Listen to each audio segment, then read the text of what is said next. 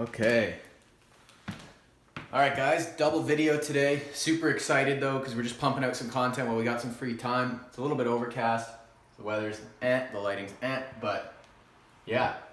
So, my name's Phil. I'm a small business owner. I love digital marketing, and I've just completed my Bachelor of Commerce undergrad from Ryerson University in Toronto, Ontario.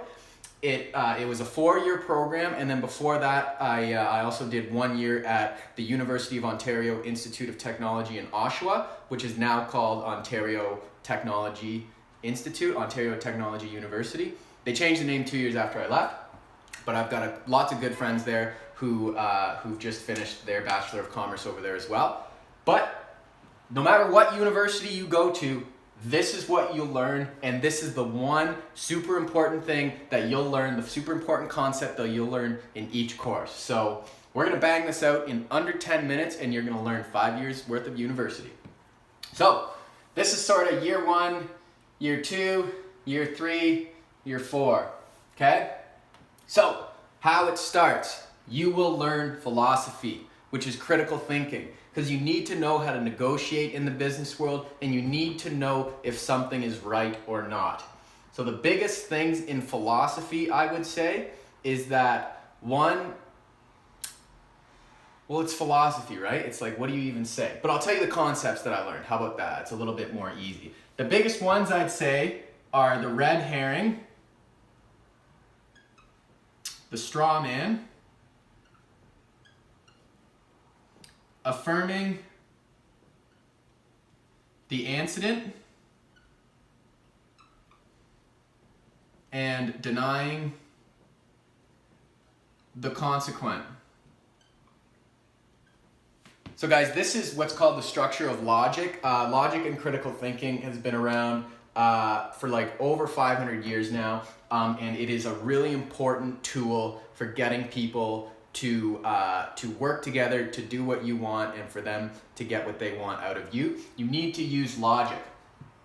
The red herring fallacy is when you're talking about something and somebody brings up something irrelevant to try and distract you. So you'll talk about something and they say, oh, look at that red herring. It's not part of the conversation, that's a fallacy. Straw man, they'll say, well, this guy, they'll try and discredit you by saying, well, this guy doesn't know anything, so don't listen to what he's saying. That's a fallacy, that's illogical. Affirming the antecedent and denying the consequent. This is like the algebra of logic, okay? You can say, yes, it is true what you say, or you could say, the consequent is not true, therefore it's true. You cannot affirm the consequent, you cannot deny the antecedent, and a lot of people go wrong in their thinking in these things. You'll be in a conversation and be like, that didn't seem right. They probably affirmed the consequent. That's the worst one you could do, and it's the easiest one to fall into. And that's what you'll learn in 4 months of philosophy. I took a couple of courses, probably about a year's worth, but accounting. Well, the biggest thing is the entity concept and the going concern, cash flow, and taxes. The entity concept is that a business is its own living, breathing thing, okay? A business is an individual, and a business has rights and responsibilities just like a human, okay? Unless you're a sole proprietor, but an incorporated business is its own entity. Going concern is that this entity, the idea is that it will never die. Knowing that your business is a going concern is a great way to not give up, because knowing that your business can never die means that you have to keep it alive, or you have to find somebody to keep it alive. Cash flow, that's what it's all about. If you hit 0, you die, okay? So the entity and going concern must be based on cash flow, and a lot of cash flow management is in taxes, appropriate tax application, appropriate tax use, using your capital cost allowances, depreciation, capital gains, and capital losses to offset your income so that you pay fewer taxes in the now. You can defer your taxes, or you can claim expenses against your taxes, and these are how you keep your cash flowing up. Supply chains. Everything costs 10 times what you pay for it, because you get it from the manufacturer, they sell it up to the wholesaler sells it up, marks it up to the warehouse marks it up to the retail marks it up to the end consumer. So that's why, you know, your $40 hat, you know it cost only a couple dollars to make, but you're willing to pay it because you understand this. You are the end user, okay?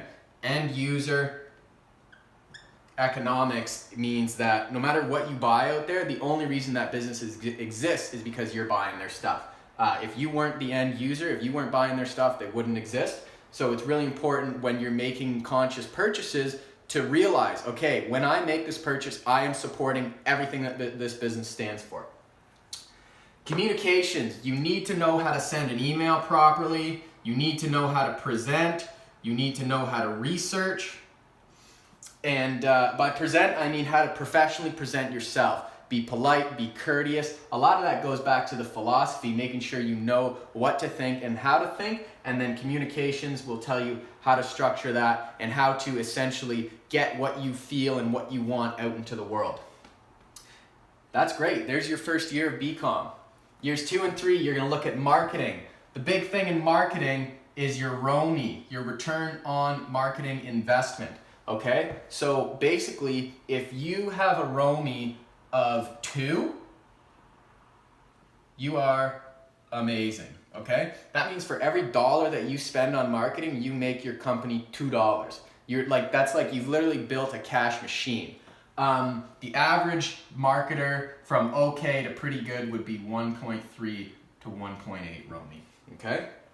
Marketing is all about, and like we said in a couple videos ago, 4 Ps. Psychology. Everybody wants to feel like they are the best. So you need to learn relativity.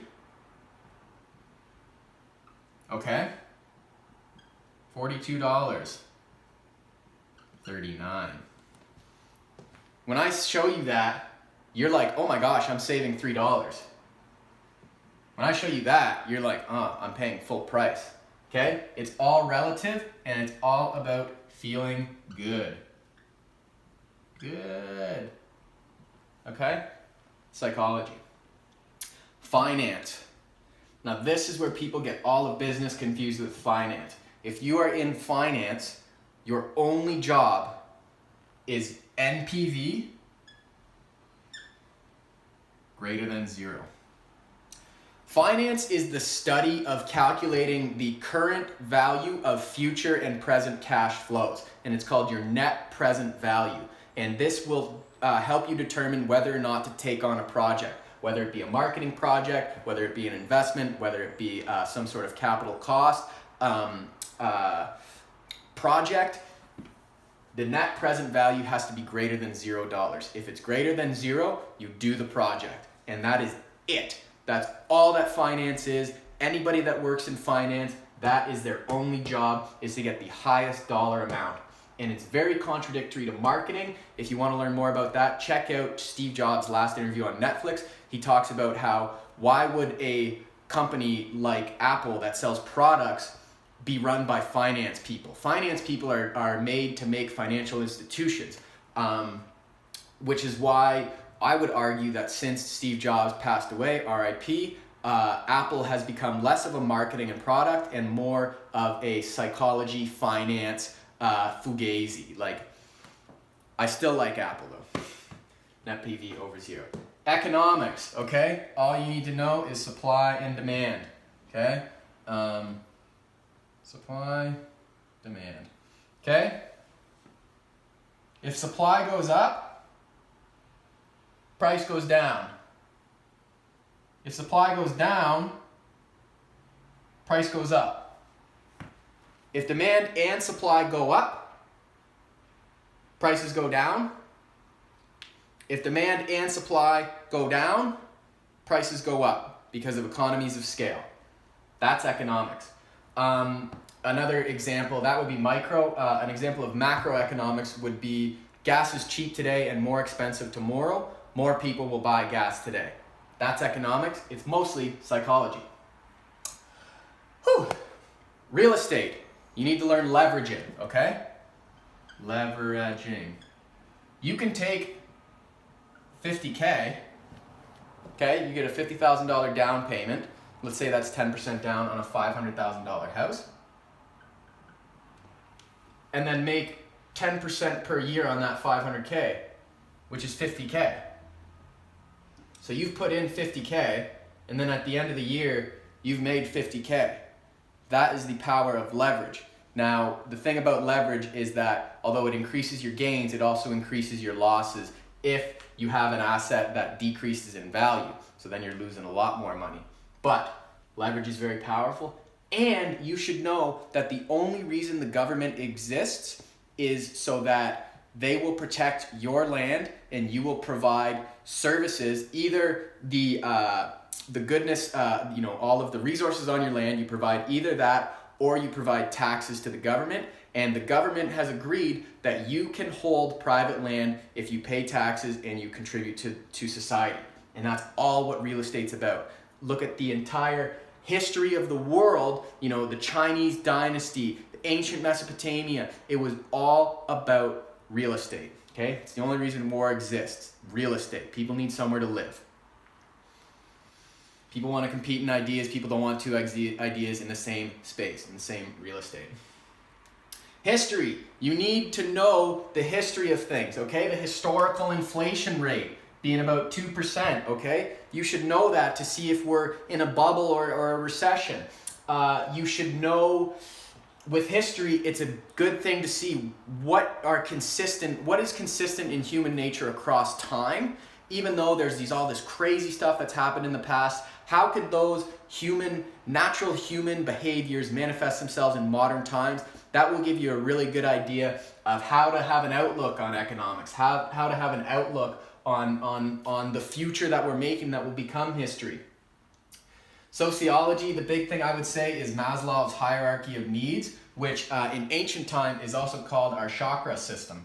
But the biggest, one of the most important things with sociology is we want to feel included and we want to agree with people. So that's what sociology is all about. If you want to get a big group together, you want to have a big party or something, sociology. You make people feel welcome and a part of something. Last but not least, law. It all comes down to real estate and law. Law nowadays is called, or for the past couple hundred years, has been called English common law. You learn there is criminal law and there's civil law. So this would be like white collar crime, like fraud and stuff. And then criminal law would be like committing crimes. You need to know all of these things. You need to realize that there's some things that you can go to prison for, but there's other things that you'll just get a ticket for. And there's a huge range of things, and law is really complicated when it comes to business because of the entity concept. When you're dealing with a business, you're dealing with a body that's not human. So law is really important.